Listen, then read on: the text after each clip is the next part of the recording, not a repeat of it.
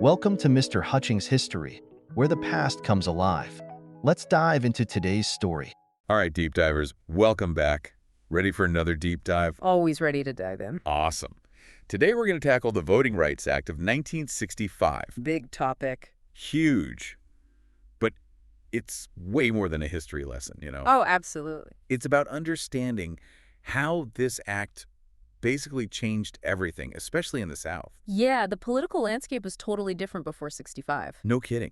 Get this. In Mississippi, only 5.2% of eligible black voters were registered. It's hard to believe now, right? Seriously.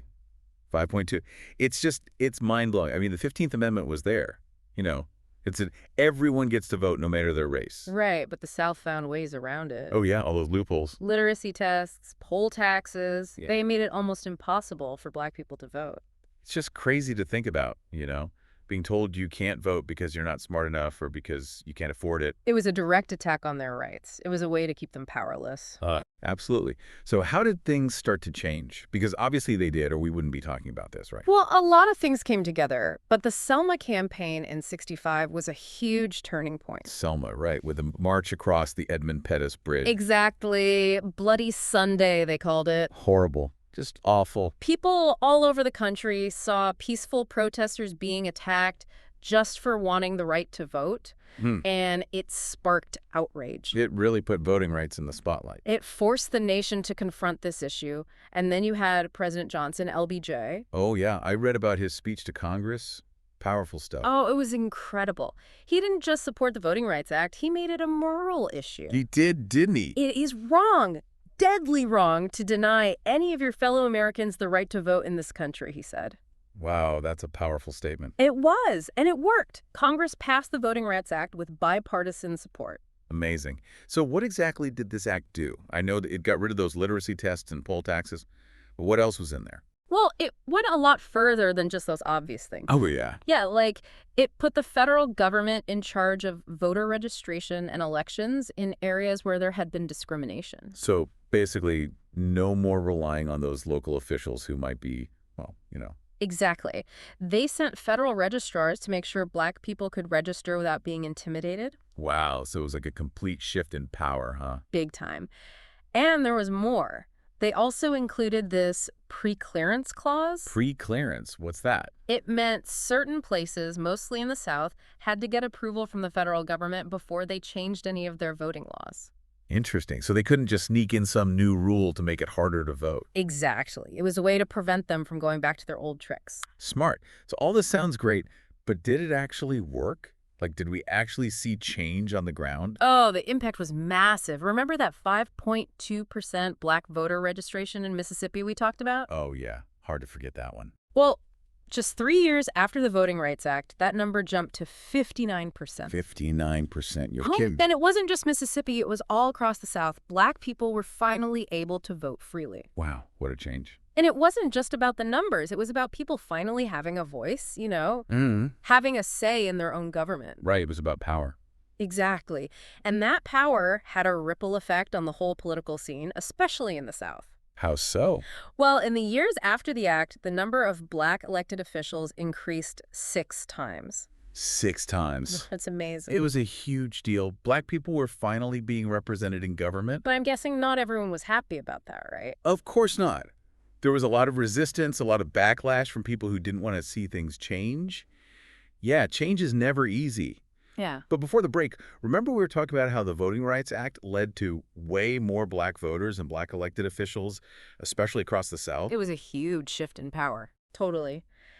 And a big reason it worked so well for a while, at least, was that pre-clearance clause. Right, the one where certain states had to get the okay from the feds before changing any voting laws. Exactly. It stopped a lot of those sneaky attempts to take away voting rights, you know, the kind of stuff they used to pull before the act. It's like, nope, not so fast. Held them back. For a while, anyway. So what happened?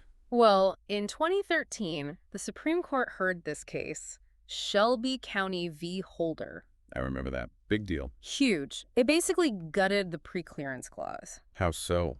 Well, the court decided that the formula used to decide which states needed pre-clearance, it was based on, like, really old data from the 60s and 70s. Makes sense, I guess. Times change. Well, that was the argument anyway. But the problem is, a lot of those same problems were still happening, just in different ways. Sneaky, sneaky. Right. So the court said this old formula, it wasn't fair anymore. They basically threw it out. And that's where things went downhill. You could say that. I mean, states that used to need pre-clearance, they were suddenly free to change their voting laws however they wanted. Without checking in with anyone. Exactly.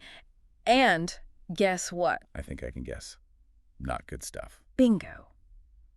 Almost immediately, states like Texas and North Carolina, they started pushing through these really strict voter ID laws. The kind of stuff they used to do before the act. You got it. And they also cut back on early voting, made it harder for people to register, all sorts of things. So it's like all that progress from the Voting Rights Act, it just... kind of got chipped away. Unbelievable. And the thing is, those voter ID laws and all that, they don't really stop fraud, do they? That's what studies have shown. They just make it harder for certain people to vote, you know? Like minorities, low-income folks? Yep. People who are already facing more barriers, it's like, let's make it even harder for them. So the fight for voting rights, it's not over, is it? Not even close. And it's not just about those obvious tactics like voter ID laws. There's also this bigger problem of gerrymandering. Gerrymandering. Yeah. That's how they draw the voting districts in all these weird shapes, right? Exactly. They manipulate the boundaries so they can pack certain groups of voters together or split them up. So their votes don't count as much. It's all about rigging the system to keep certain people in power. Seriously. It's like playing with a loaded deck. Pretty much. And it's a huge threat to our democracy because it means elections aren't really fair. And it happens everywhere, right? Not just in the South. Yeah, unfortunately, it's become a problem all over the country. So we've got these new voter suppression laws. We've got gerrymandering. It's a mess. What can regular people even do about it? Well, it's easy to feel powerless, I get it. But the thing is, we can't just sit back and let this happen. Our democracy depends on us being active and engaged. But what if you feel like your vote doesn't even matter? I hear you. But think about the Voting Rights Act itself. That came about because people fought for it. They organized, they protested, they demanded change. It was a long fight, yeah. It was.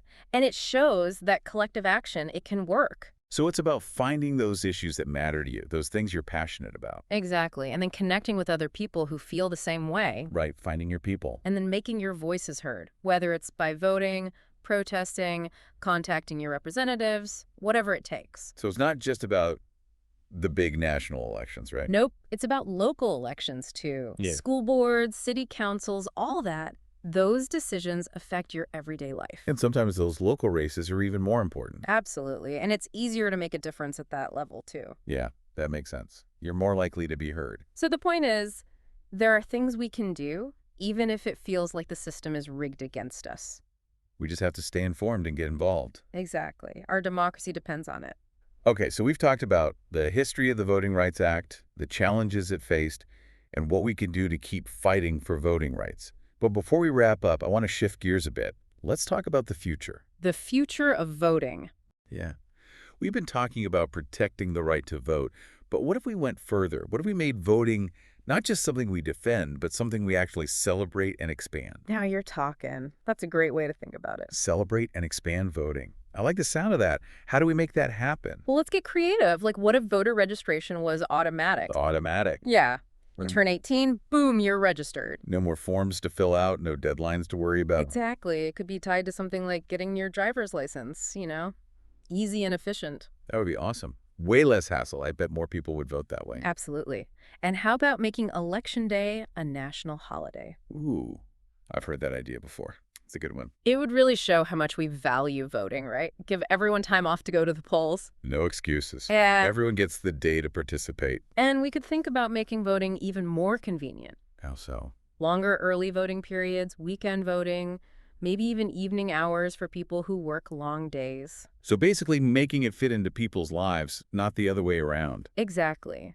And we could even explore secure online voting, you know, for people who can't physically get to the polls. It's like we're taking all the barriers away. And instead of it feeling like a chore, we make it a positive experience. Like, imagine going to vote feeling like you're part of something bigger, a celebration of democracy. I love that. It's about more than just casting a ballot. It's about being part of a community. Exactly. But we also need to make sure every vote counts, right? Oh, yeah, definitely. We can't forget about things like gerrymandering. Right. And we need to take a hard look at campaign finance reform, too. Because if the system's rigged, what's the point? It's about leveling the playing field so everyone's voice has equal weight. No matter who they are or how much money they have. It's about building a democracy that truly represents all of us. Well said. Well, folks, there you have it. A deep dive into the Voting Rights Act of 1965. It's a story of progress, of struggle, and most importantly, it's a story that's still being written. And each and every one of us has a role to play in shaping that story. So think about what kind of democracy you want to live in. Get informed, get involved, and make your voice heard. And don't forget to vote. Absolutely.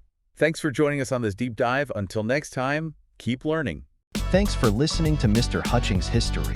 Keep exploring, and we'll see you next time.